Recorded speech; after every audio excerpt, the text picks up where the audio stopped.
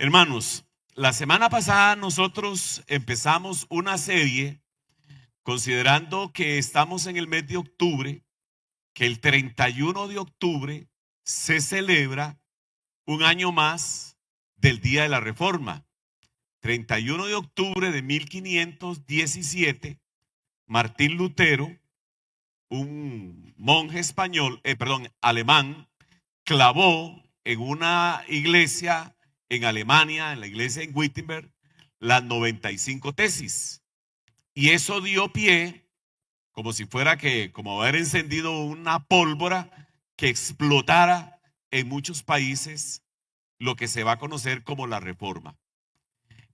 Hubo otros personajes, además de Martín Lutero, hubo otros personajes que también realizaron movimientos de reforma. Pero cuando hablamos de reforma, nos estamos refiriendo a que la iglesia, que en ese momento estaba pasando por una crisis moral, ética y espiritual, doctrinal, necesitaba urgentemente una reforma. 100 años antes, un personaje llamado Juan Hus, que era sacerdote, comenzó a leer y a estudiar la Biblia. Y comenzó a predicar pasajes de la Biblia y a escribir cosas que estaban opuestas a lo que en ese momento la iglesia enseñaba. Y entonces Juan Hus fue llamado por sus superiores y se hizo un concilio. Y en ese concilio él comenzó a demostrar las doctrinas de la Biblia opuestas a lo que en ese momento enseñaba la iglesia católica. Y al final lo condenaron y le llamaron hereje. Y al ser declarado hereje, entonces lo sentenciaron a la hoguera. Entonces, en ese concilio se quemó, se hizo una hoguera, lo amarraron a él y ahí lo quemaron vivo. Es algo muy triste porque refleja lo intransigente que era en ese momento la iglesia católica. Entonces eso fue 100 años antes de Lutero. De Juan Hus surge una iglesia muy cristiana, de mucho compromiso, que se conocerá como la iglesia morava. Si usted nunca ha oído hablar de esa iglesia morava, yo quiero decirle que nosotros aquí mismo en esta comunidad de San Francisco hay una iglesia morava, muy cerca de acá, más cerca todavía de donde yo vivo, está cerca del parque Okayama, 200, 300 metros al sur. Pero una iglesia muy linda, de hermanos muy comprometidos con el Señor. Descubrí ayer que al hermano Gerald, servidor de la iglesia, él cuando vivía en la costa de Nicaragua asistía a la iglesia morava. Y aquí está, un moravo, no morado, moravo, ¿verdad? Hay que hacer esa acentuación porque puede haber confusiones. Pero son hermanos tan lindos, ¿verdad? En la obra de Dios hay tantos hermanos de diferentes iglesias y denominaciones que aprendemos mucho de ellos. A raíz de que el 31 de octubre se celebra la Reforma, estamos resaltando 5 aspectos que se conocen como las 5 solas. 5 solas podríamos recalcar que son los 5 distintivos que los cristianos debemos de creer. Indistintamente si es de un trasfondo bautista, pentecostal, episcopal, metodista o bíblico, como el caso de nosotros. Lo importante es que todos creemos en las 5 solas. Las 5 solas son estas. Sola escritura, porque creemos que la Biblia es la palabra de Dios, la que tiene autoridad sobre cualquier dogma, cualquier idea denominacional, cualquier credo. La Biblia es la palabra de Dios que tiene autoridad sobre todo lo que son cuestiones de fe y de ética. Que solo Cristo, de eso vamos a hablar esta mañana, solo Cristo, y ahorita vamos a hablar de solo Cristo como el único Señor y Salvador. Solo gracia, la tercera, que nos habla del eterno amor de Dios, que nos salva por gracia. Solo fe y solo por fe obtenemos las bendiciones que Cristo logró por nosotros en la cruz y solo la gloria de Dios. Nosotros vamos a desarrollar 4, porque octubre tiene 4 fines de semana. Y quiero esta mañana que hablemos de solo Cristo, solo Cristo. Y yo quiero que usted se vaya esta mañana de este culto amando y comprometiéndose solo con Cristo. Solo Cristo. Solo Cristo es el Señor. Ahora bien, veamos algo del contexto. ¿Por qué tuvo que resaltar solo Cristo en 1517? ¿Por qué la Reforma recalcó, reenfatizó y resaltó solo Cristo? ¿Cuál era el contexto? Por lo general, cuando se da alguna idea, se da un movimiento histórico, no se dan en el vacío. Pongamos un ejemplo, nosotros los ticos. En 1948 hubo una revolución que duró 3 meses y medio. Una revolución que se desató en el país. Ahora, esa revolución no surgió de la noche a la mañana, sino que se vinieron dando ciertos acontecimientos en el mundo político que al final desencadenó en una revolución que tenía ya varios años de estarse dando esos aspectos sociopolíticos. Bueno, pasa lo mismo con los acontecimientos históricos. No se dan en el vacío. Se hace una declaración, solo Cristo. ¿Pero por qué? ¿Qué estaba sucediendo? ¿Cuál era el contexto histórico? Quiero que vayamos un momentito al libro de Mateo, en el capítulo número 16. Y vamos a hablar un poquito acerca de este aspecto, de esta conversación que el Señor Jesús tuvo con sus discípulos. En el ministerio del Señor Jesús, este diálogo que tiene Jesús con sus discípulos en los evangelios es muy importante. Hay un antes y un después de este diálogo. El antes es Jesús realizando una serie de actividades multitudinarias, sanidades en masa, predicaciones en masa, hablándole a las multitudes. Pero cuando se da esta conversación, el Señor Jesús cambia completamente la manera, el enfoque en que Él venía desarrollando su ministerio y se concentrará en sus discípulos y se concentrará en su viaje a Jerusalén, donde morirá por cada uno de nosotros. Este diálogo empieza en el versículo número 13. Cuando llegó a Cesarea de Filipo, el Señor les preguntó a sus discípulos y le hace 2 preguntas a sus discípulos, 2 preguntas. La primera pregunta es: ¿quién dice la gente que es el Hijo del Hombre? Esa es la primera pregunta. Él está reunido exclusivamente con sus discípulos. No hay otros visitantes, no hay otros espectadores, solo los 12. Y esa pregunta, la primera: ¿quién dicen los hombres que es el Hijo del Hombre? Entonces comienzan los discípulos a responder: hemos escuchado que algunos dicen que eres Juan el Bautista. Juan el Bautista había muerto unos meses antes. Eso se narra en el capítulo 14. Entonces algunos creían que Juan el Bautista, aunque había sido decapitado, había resucitado. Porque Juan tenía muy buena imagen y un lindo ministerio entre los israelitas, entre los judíos. Viene otro y dice: pero algunos dicen que tú eres Elías. La persona de Elías es muy importante en el Antiguo Testamento. Elías era el papá, el padre del profetismo. Era el modelo de un profeta.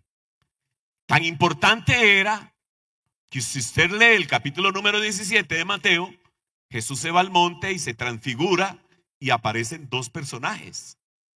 Uno es Moisés, que representa la ley, y el otro es Elías, que representa a los profetas. La iglesia está fundamentada en los profetas, en las enseñanzas de los profetas del Antiguo Testamento. Entonces Elías era un excelente personaje. Otros decían que a lo mejor era Jeremías, porque Jeremías también era un profeta muy sobresaliente. O algún profeta. Esa es la primera pregunta y la primera respuesta. Pero ahora viene Jesús y hace la pregunta sobresaliente y le dice: ¿y ustedes quiénes creen que es el Hijo del Hombre? ¿Qué dicen? Vea el versículo: ¿y ustedes quién dicen que soy yo? Entonces viene Pedro, y Pedro por lo general era el primero en conversar y en dar las respuestas, y Pedro dice, verso 16: tú eres el Cristo, el Hijo del Dios viviente, afirmó Simón Pedro. Y en ese momento Jesús, como maestro, yo me imagino que Jesús se queda boquiabierto y dice: bienaventurado eres, Jonás, dichoso, porque esto que acabas de responder no te lo reveló ni carne ni sangre. Mi Padre, como diciendo, mi Padre le abrió el entendimiento, mi Padre le iluminó la mente para que comprendiera que Jesús no era ni Juan el Bautista, ni Elías, ni Jeremías, ningún profeta, que Jesús era el Cristo, el Hijo del Dios viviente, el Cristo que habían anunciado desde la época de Abraham, pasando por Moisés, por David y los profetas. Él es el Cristo, el cumplimiento de todas aquellas profecías antiguotestamentarias. Tú eres el Cristo. Y además agrega: el Hijo del Dios viviente, del único Dios vivo y real y verdadero. Y por eso Jesús lo elogia: bienaventurado eres, Jonás, bienaventurado eres, Simón, hijo de Jonás. Y entonces viene Jesús en el versículo número 18 y aquí le dice lo siguiente: yo te digo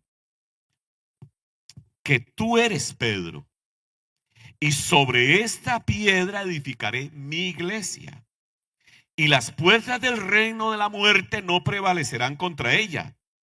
Te daré las llaves del reino de los cielos. Todo lo que ates en la tierra será atado en el cielo, y todo lo que desates en la tierra será desatado en el cielo.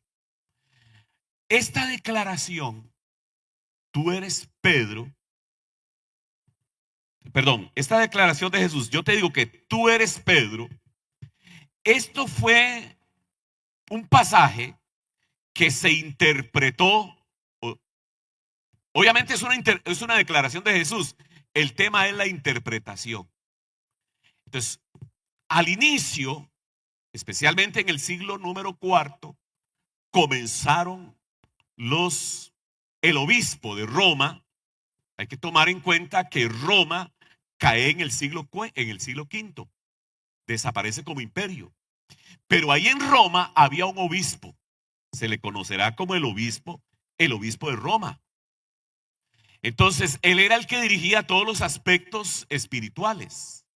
Cuando cae el imperio hay un vacío político, y entonces el obispo León el Grande, se va a conocer como León el Grande, asume el rol no solamente de guía espiritual, sino que también el aspecto político, porque quedó un vacío ahí. El imperio cae el emperador. Entonces, en la parte civil hay un vacío. Entonces, él asume ese rol. Al principio se le llamaba obispo, pero conforme fueron pasando el tiempo, cambió de ser obispo a ser nombrado papa. ¿Qué es un obispo? La palabra obispo significa supervisor. Un pastor es un obispo. Un pastor pastorea, valga la redundancia, dirige, alimenta, cuida el rebaño del Señor. Pero a la vez es un obispo en el sentido de que es un supervisor, siempre vigilando que el rebaño del Señor esté cumpliendo y obedeciendo la palabra. Ok, pero Roma, en ese momento el obispo de Roma supervisaba muchas iglesias y otras congregaciones que se habían levantado no solamente en Roma, sino prácticamente en Europa o donde estuvo el imperio romano. Pero al tiempo, repito, se le fue llamando papa. El obispo declaró, o más bien interpretaron, que este pasaje se refería a una sucesión apostólica. ¿Qué quiere decir eso? Veamos el pasaje. El pasaje, Jesús está diciendo: yo te digo que tú eres Pedro, y sobre esta roca edificaré mi iglesia. Entonces, los papas y la Iglesia Católica interpretó que Pedro es la roca sobre la cual se funda la iglesia. De tal manera que, por ejemplo, si usted ve cuando hay el anuncio de la muerte de un papa, las preguntas en los medios de comunicación comienzan a decir: ¿quién va a heredar la silla de San Pedro? ¿Por qué? Porque se creyó que con esta declaración, yo te digo que tú eres Pedro y sobre esta roca edificaré mi iglesia, la Iglesia Católica interpretó que el Papa sería el heredero a la silla de San Pedro y que Pedro era el primer Papa. Pero veamos el pasaje con mayor detenimiento. Pensemos en el diálogo. Pensemos que ahí está Pedro, y voy a hacer el rol de Jesús, ¿verdad? Modestia y aparte. Entonces yo le digo: tú eres Pedro. No, vamos a hacerlo atrás. Pedro dice: tú eres el Cristo, el Hijo del Dios viviente. Y viene Jesús y le dijo: yo te digo que tú eres Pedro, y sobre esta roca, no dice, y sobre ti edificaré la iglesia, no lo dice. Sobre esta roca. ¿Y cuál es la roca? La roca es la declaración que Pedro está haciendo. Tú eres el Cristo, el Hijo del Dios viviente. Ok, sobre esa declaración, sobre esa respuesta, entonces edificaré mi iglesia. Notan la diferencia, ¿verdad? No le está diciendo: sobre ti edificaré mi iglesia. Bueno, ha sido una polémica que se da desde la época de la Reforma entre protestantes y católicos y nosotros los evangélicos. Porque nosotros creemos que la confesión de Pedro, la afirmación que está haciendo Pedro, esa declaración es sobre la cual está edificada la iglesia. La declaración en sí misma es Jesús. Por eso Pablo en 1 Corintios capítulo 3 verso 11 dice: nadie puede poner otro fundamento que ya está establecido, el cual es Jesucristo. Entonces Jesucristo es la roca, o la declaración de la confesión es la roca sobre la cual se edifica la iglesia. Y el versículo sigue diciendo: y las puertas de la muerte, de las tinieblas, no van a prevalecer contra ella. Y a ti te daré las llaves del reino. Y en efecto, cuando Pedro predica en Pentecostés a los judíos y les demuestra que Jesús es el Señor, que Jesús es el Mesías, que Jesús es el Salvador, y la gente cree, él abrió la puerta a los judíos para que ingresaran al reino de Dios. En el capítulo número 10 de Hechos, cuando él les predica a los gentiles en la casa de Cornelio, le abre la puerta a los gentiles para que los gentiles también entren al reino de los cielos, al gobierno de Dios. Pero como dije anteriormente, esto ha sido discrepancia entre católicos, evangélicos, católicos y protestantes, donde declaramos nosotros que Jesús es el fundamento de la iglesia. Ahora, pero hay otro detalle interesante en el pasaje. En el pasaje no se menciona una sucesión apostólica. No se menciona que Pedro es el primer papa y que él iba a ir heredando eso a los papas futuros. No se menciona eso. Sin embargo, ya a partir de la caída del Imperio Romano, donde la figura del obispo romano toma mucha preeminencia, entonces comienza a darse todo este debate o toda esta afirmación diciendo que Pedro va heredando el papado a los obispos romanos o a los que los cardenales elijan.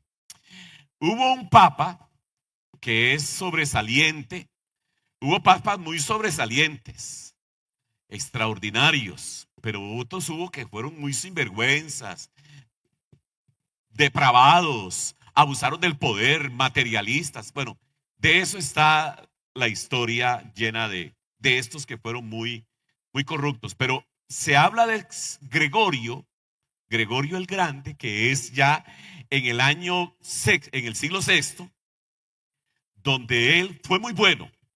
Fue un monje. Bueno, primero fue un hombre muy rico. Heredó una fortuna, la heredó, pero tenía mucha sensibilidad espiritual que había recibido de su mamá. Y entonces él, cuando ya fue adulto, decide irse por la vida monástica. Y toda su riqueza, una parte la repartió entre los pobres y otra parte hizo monasterios. Hizo un monasterio dedicado a San Andrés y se dedicó a la vida monástica. Pero después un papa lo manda a llamar para que le ayude a ser representante de la Iglesia Católica en Constantinopla, donde estaba la Iglesia Oriental. Constantinopla es actualmente Turquía. Bueno, al final él termina siendo papa. Siendo papa demostró ser una persona honorable, comprometida con Dios y con la evangelización y la obra misionera. Envió misioneros a Inglaterra, entre ellos a San Agustín. Pero él afirmaba y apelaba la sucesión apostólica. Entonces él hablaba, decía que él era el heredero de la silla de San Pedro. Además, estableció a Roma como la capital espiritual y territorial de la época.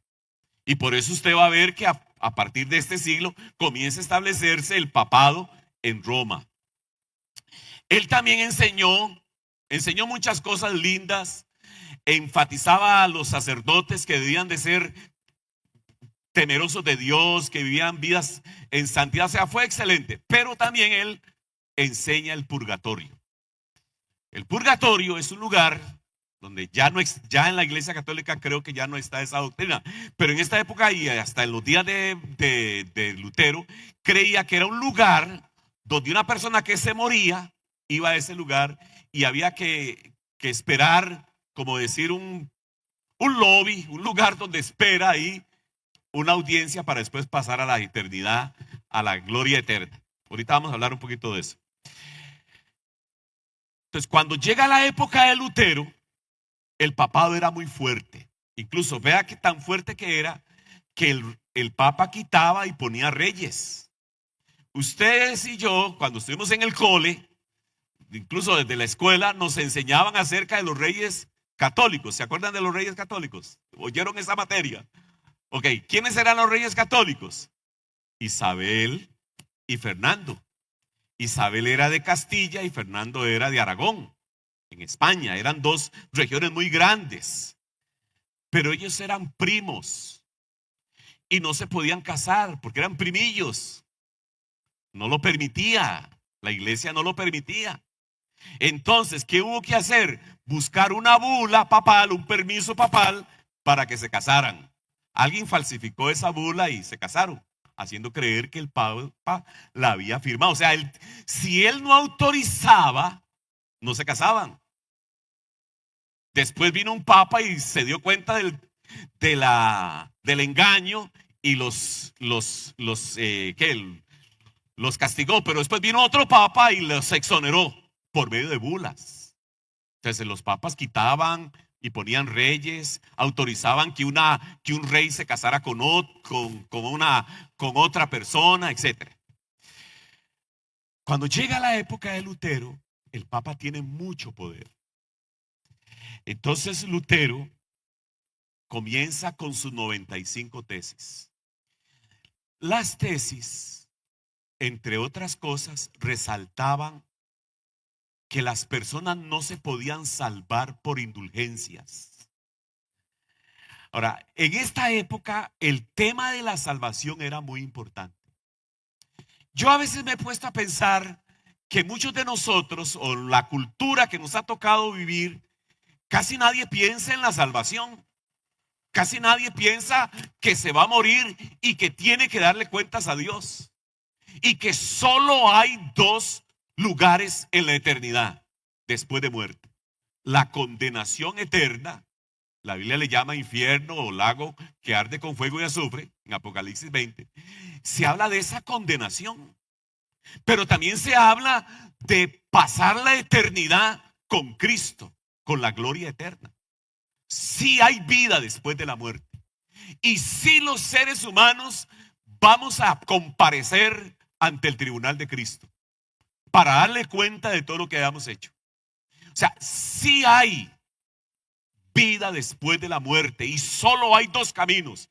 Y es importante que el Señor Jesús enseñó eso. Él lo enseñó, dice, él dijo, el camino a la condenación es ancho y muchos van por él, pero el camino para la vida eterna es angosto y son pocos los que lo transitan. Entonces, en esta época, la gente vivía muy pendiente de la salvación, cómo ser salvo. Porque hay que tomar en cuenta que en esta época la gente no vivía tantos años como vivimos nosotros hoy. La gente, un historiador decía que la gente tenía un promedio de vida de 26 años. Puede ser un poquito más, pero no era tanto como nosotros. O sea, yo para esta época, a mis 66 años, estoy viviendo horas extras. ¿Ah? Y tal vez usted más todavía. Ok, pero lo interesante era que la gente vivía con ese pendiente. Hay que tomar en cuenta que había muchas enfermedades y muchas pestes que mataban poblaciones enteras. Dicho sea de paso, este Papa Gregorio el Grande atendió en la época, en su papado, una peste que se desató. Y el Papa anterior a él había muerto en una peste. Entonces la gente vivía con ese pendiente. ¿Cómo ser salvo? ¿Cómo ser salvo? El purgatorio fue una opción donde la persona moría, iba a un lugar, ahí iba a estar durante un tiempo mientras purgaba sus penas. ¿Y cómo lo hacía? Se hacían los vivos haciendo misas y rezos, pagando misas más bien, para que aquel que estaba ahí en el purgatorio en algún momento llenara toda la cuota y saliera del purgatorio y se fuera al paraíso. En la época de Lutero se vendían indulgencias, la gente compraba indulgencias y entre más indulgencias compraban, entonces había más posibilidades que ese que estaba en el purgatorio saliera rapidísimo y se fuera para el cielo. Pero la pregunta es, ¿cómo ser salvo? Esa pregunta deberíamos de hacerla constantemente nosotros y compartirla a las personas. Si usted se muere, ¿dónde pasará la eternidad? ¿Dónde vas a pasar? ¿Qué vida has estado llevando? ¿Vas a ir a la eternidad con Cristo o vas a ser condenado? Son preguntas que hay que compartir con la gente. ¿Cómo ser salvo? Entonces la iglesia enseñaba que se podía ser salvo por medio de los sacramentos. Y hablaba de 7 sacramentos. Los cristianos evangélicos tenemos solo 2 sacramentos. ¿Cuáles son esos 2 sacramentos? Uno es el bautismo y otro es la cena del Señor. Pero ¿qué es un sacramento? Un sacramento es una acción que se hace donde se manifiesta la gracia de Dios. La Iglesia Católica tenía 7, o tiene 7, digamos la primera comunión, la confirmación, la extrema unción. Es cuando ya alguien se va a morir y manda a traer al cura para que le haga la extrema unción. Yo nunca he visto esa ceremonia donde le hacen, no sé qué es lo que hacen, pero al final ya lo preparan para irse para la eternidad. O sea, va jalando. Pero bueno, la cosa es que son 7, nosotros tenemos 2. Los dos es que opera la gracia. Vea, por ejemplo, cualquiera puede ir a una piscina y bañarse, pero qué diferente cuando se baja a las aguas bautismales. Hay algo espiritual en el ambiente, en el contexto. Lo mismo pasa con la Santa Cena. Cualquiera puede tomar un pedacito de pan, pero no siente lo mismo cuando participa de la cena del Señor, que se manifiesta una gracia, la presencia de Dios. Eso es un sacramento. Es una acción donde se manifiesta Dios. Bueno, los sacramentos, la gente decía que podían ser salvos a través del sacramento. Otra idea era que podían ser salvos a través de las buenas obras. Entonces la gente se esforzaba por hacer muchas y muchas buenas obras. Los cristianos evangélicos decimos que no hacemos buenas obras para ser salvos, sino porque somos salvos.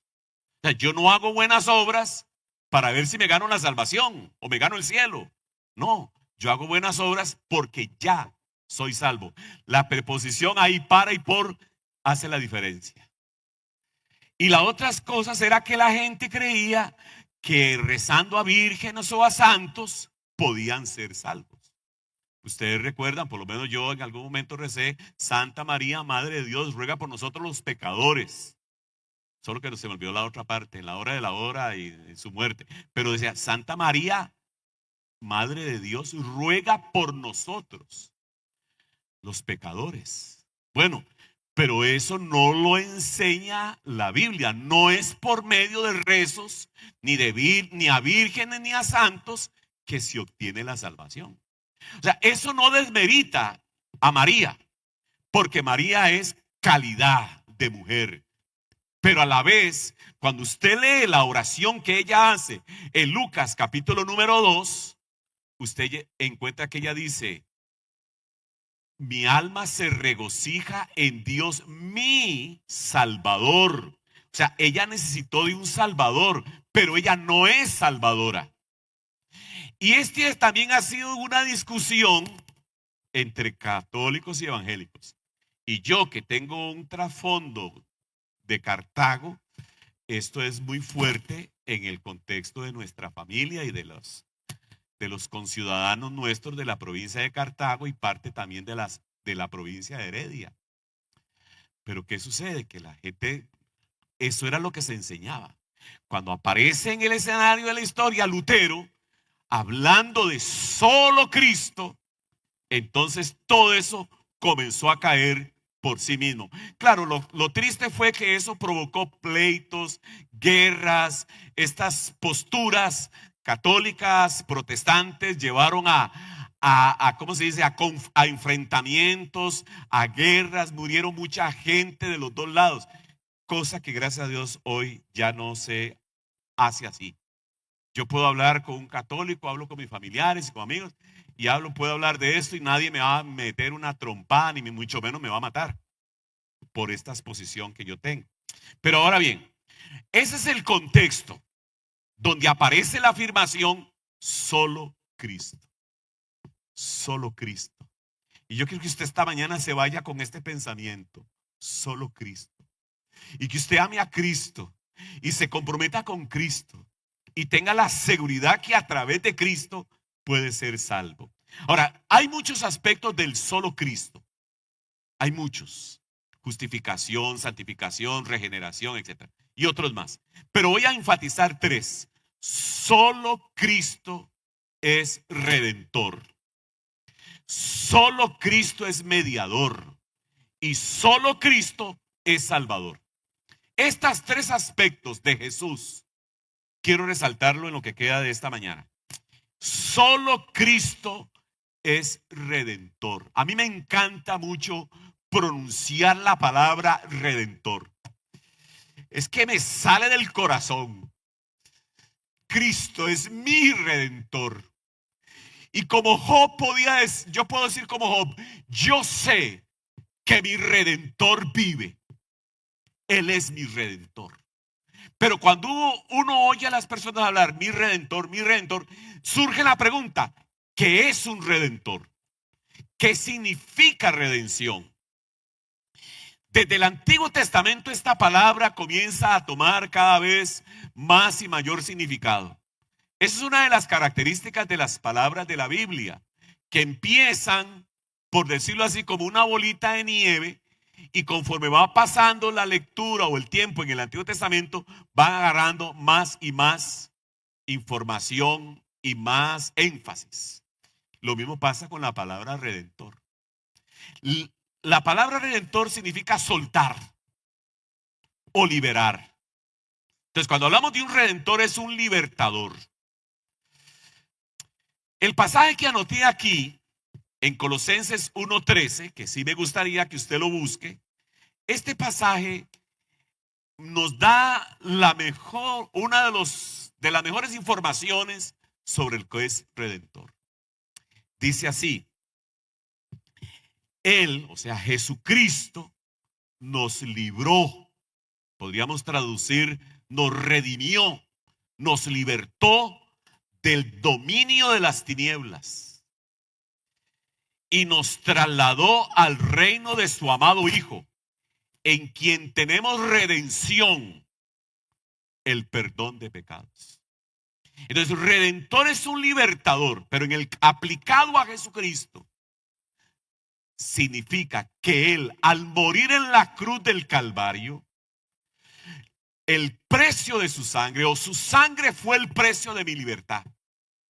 El pasaje de Colosenses dice que nos libertó del dominio de las tinieblas, del dominio de la oscuridad, de las fuerzas demoníacas, del mundo de pecado. Él me liberó. Yo puedo decir esta mañana: Cristo es mi libertador, mi único libertador. Y yo puedo decir lo mismo para usted: Cristo es tu único libertador. Dio su sangre preciosa en la cruz del Calvario para que usted sea libre. Por esa razón, usted no debe estar bajo ningún temor, que el temor al diablo, que el temor a la oscuridad. Que usted debe estar libre, porque eres libre, y vivir como libre. Somos libres en Cristo Jesús. Somos redimidos, somos liberados. Su sangre se dio en la cruz por nuestra libertad. Éramos esclavos de la oscuridad, del mundo de tinieblas, esclavos del pecado, esclavos incluso de la condenación eterna. Pero por medio de Jesucristo, solo Cristo pudo redimirnos. Solo Él pudo pagar el precio de nuestra salvación. Como dice Primera de Pedro en el capítulo número 1, fuimos librados, redimidos de nuestra vana manera de vivir, no con oro ni plata, sino con la sangre preciosa de Jesucristo, como la de un cordero sin mancha y sin contaminación. Somos redimidos. La otra es mediador. La palabra mediador significa intermediario. Vaya conmigo un momentito a Primera de Timoteo, capítulo número 2. En este pasaje hay una afirmación que usted y yo debemos interiorizar en nuestra vida y estar convencidos de lo que dice este pasaje. Primera de Timoteo 2:5 dice: porque hay un solo Dios,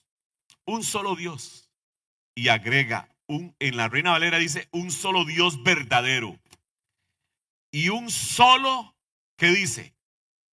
Un solo mediador entre Dios y los hombres, Jesucristo hombre.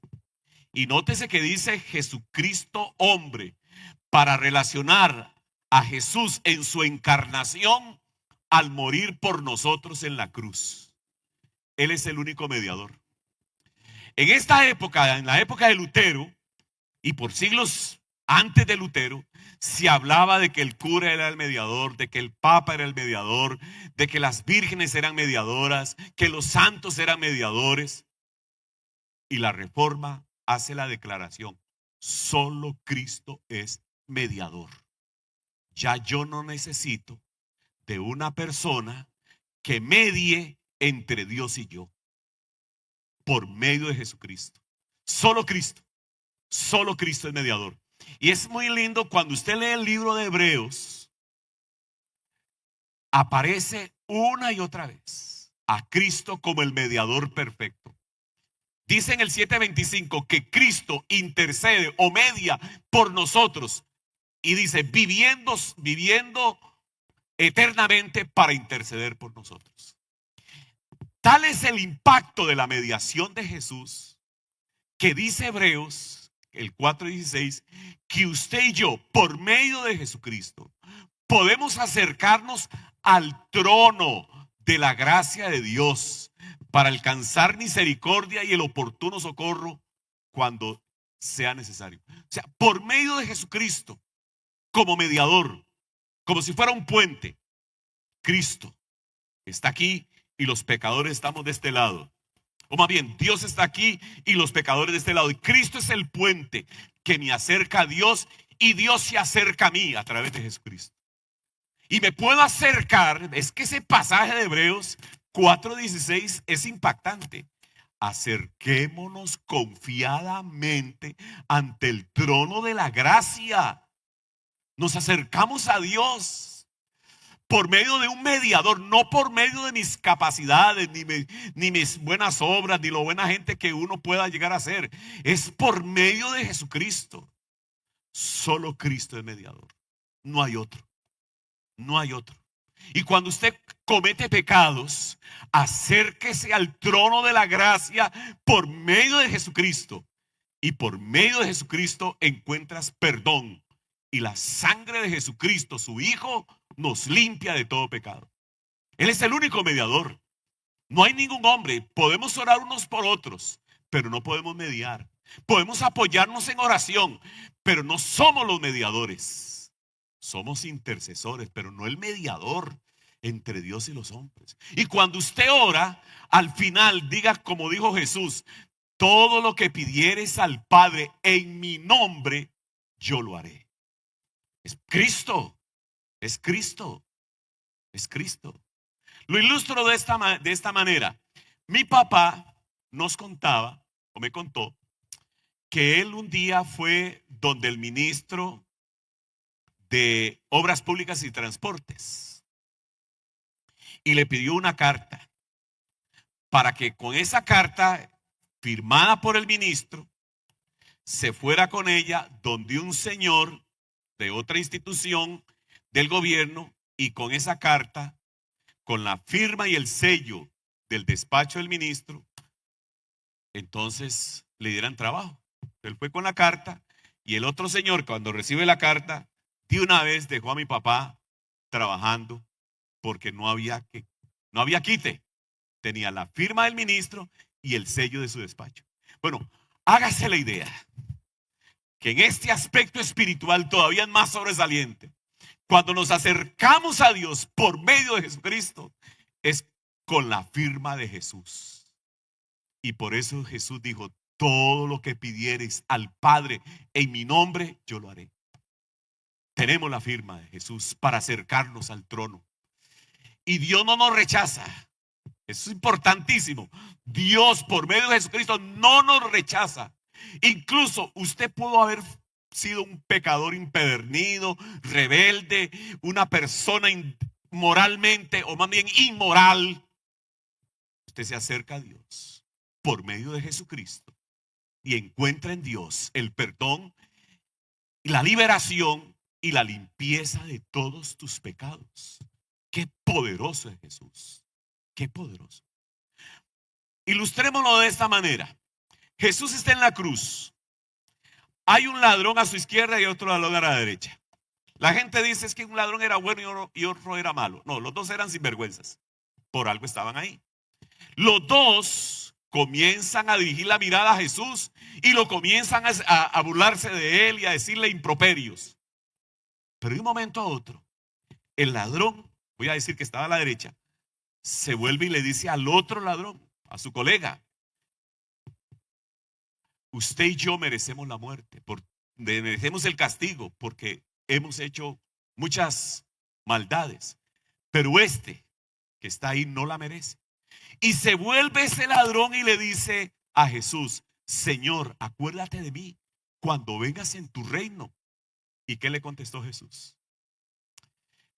De cierto te digo que hoy estarás conmigo en el paraíso.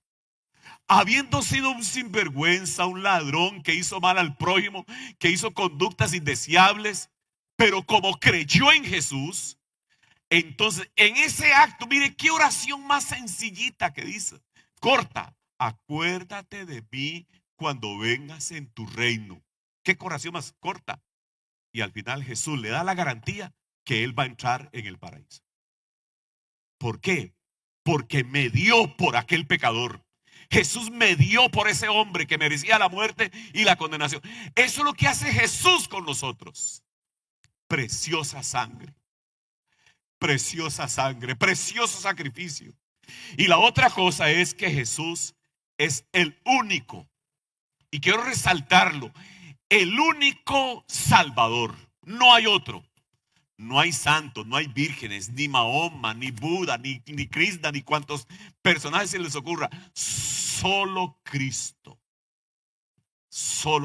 salva. Y en este pasaje que tengo anotado acá, dice en Hechos 4:22, perdón, 4:12. Hechos 4:12, sí quiero que usted lo busque y lo anote por ahí y lo subraye si fuera posible en su Biblia. Pero este pasaje dice, en ningún otro, vean, ninguno es ninguno, no hay opciones, no hay alternativa, en ningún otro hay salvación, porque no hay bajo el cielo un nombre dado a los hombres por medio del cual podamos ser salvos. Solo Cristo salva. Y si una persona pone su fe y su confianza en Jesucristo y se entrega a Jesucristo y se compromete con Jesucristo, tiene salvación. El que cree en mí, dijo Jesús, aunque esté muerto vivirá. Aunque cree. Creer en Jesús significa confiar en Él, depender de Él, entregarse a Él, comprometerse con Él. Si esta mañana usted no tiene seguridad de salvación, Cristo es la respuesta. Jesús dijo, yo soy el camino, la verdad y la vida. Nadie viene al Padre sino por mí. Esa declaración solo Jesús la ha hecho. No hay otro líder religioso que lo haya mencionado. Solo Cristo. Y la salvación es ya. Cuando uno cree en Cristo, cuando uno cree en Jesús, inmediatamente tiene vida eterna. Y como dijo Jesús en Juan 4:24, si mal no recuerdo, dice, el que cree en mí tiene vida eterna y no vendrá condenación. Es que es un pasaje, hermanos, que quien lo está diciendo es Jesús. Es Jesús. Si gusta lo busca usted, por favor. Pero él lo dice. Ya olvidé. 5:24, si no me equivoco. 5:24. Le dije 4, creo que es el 5. Que dice, ciertamente, véalo como lo dice. Ciertamente les aseguro que el que oye mi palabra y cree al que me envió, tiene vida eterna y no será juzgado. En otra traducción dice, no será condenado, sino que ha pasado de muerte a vida. Entonces Jesús es el que me da salvación. No dice que me la va a dar en el futuro. Ya he pasado de muerte a vida. Y ya para terminar, sí le voy a pedir que busque este pasaje. Primera de Juan 5:12. Les cité versículos que se me vinieron ahora al corazón, pero son textos que he tenido toda la vida en mi mente y en mi ser. 5:12 de Primera de Juan. Este verso les pido que por favor lo busquen y lo lea y lo medite. Y todavía en el transcurso de la tarde comience otra vez a meditar en este verso. Primera de Juan 5:12. Dice así. El que tiene al Hijo. Vea cómo está la oración. Está en presente. El que tiene al Hijo tiene la vida. El que no tiene al Hijo de Dios no tiene la vida. Así es así. El que lo tiene. ¿Cuántos tienen al Hijo en esta mañana? ¿Cuántos lo tienen? Yo tengo a Jesús, hermano. Yo lo tengo. Y Él me tiene a mí. Y yo tengo seguridad de la vida eterna. No por mis méritos. No por mis buenas obras. Es por Él. Por Jesús. Solo Cristo es redentor. Solo Cristo es mediador. Solo Cristo es Salvador. Solo Él. Y si usted no lo tiene, le falta todo. Hay gente que dice, mire, fulano de tal es muy buena gente, mira qué pura vida que es. Solo le falta Cristo. Imagínese, le falta todo. Le falta todo. Si usted no tiene a Jesús en tu corazón, si todavía estás esclavizado de un mundo de pecado, de oscuridad, de tinieblas, Cristo te ofrece libertad. Si no tienes a Cristo y estás oprimido, vives con sentimientos de culpabilidad, siente que lo golpea en la conciencia por tantas maldades que realizó, venga Cristo. Y por medio de Cristo puede acercarse a Dios y encontrar el perdón de todos tus pecados. Y si vienes a Cristo, Él te dice, te doy vida eterna. Qué lindo es Jesús. Solo Cristo. Póngase de pie y por un momento cierra tus ojos y piense en Jesús. Piense en Él. Solo Él es el camino, la verdad y la vida. Solo Cristo salva. Solo Cristo es mediador. Solo Cristo es perdonador. Cristo es libertador. Comprométate con Él. Ámelo con todo tu corazón. Sígalo solo a Él. Solo Cristo. Solo Cristo. Si quieres levantar la mano, levantar la mirada o cerrar los ojos hacia el cielo y mirar por la fe, y acerquémonos al trono de la gracia para expresar nuestra gratitud a Jesús. Sí, Señor. Sí, Señor. A ti levantamos nuestra mirada de fe. Si no te has entregado a Jesús, dígale, Señor, te entrego mi vida. Te entrego mi corazón.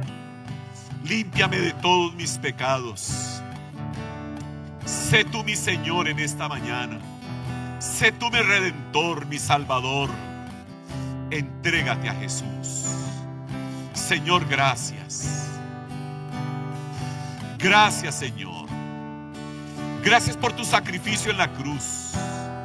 Solo Cristo, solo tú, Señor. No hay otro mediador entre Dios y los hombres. No hay otro nombre dado a los hombres por medio del cual podamos ser salvos. Solo tú, Señor.